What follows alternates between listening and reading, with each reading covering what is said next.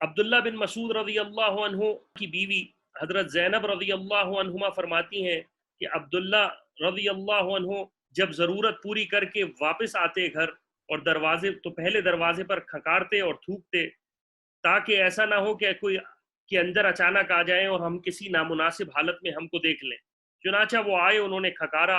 اس وقت میرے پاس ایک بوڑھی عورت آئی ہوئی تھی جو منتر پڑھ کر مجھ پر دم کر رہی تھی۔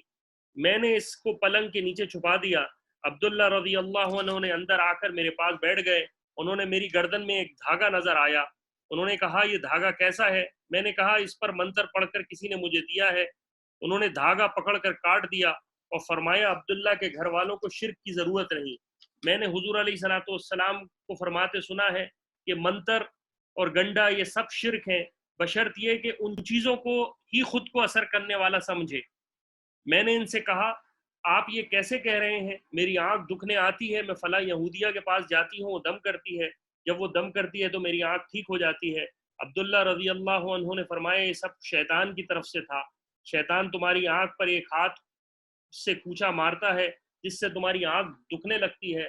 جب وہ یہودی دم کرتا ہے تو وہ اپنا ہاتھ پیچھے ہٹا لیتا ہے جس سے آنکھ ٹھیک ہو جاتی ہے۔ تمہیں یہ کافی نہیں کہ تم اس موقع پر یہ دعائیں پڑھ لیتی جو حضور علیہ الصلوۃ والسلام پڑھ لیا کرتے تھے؟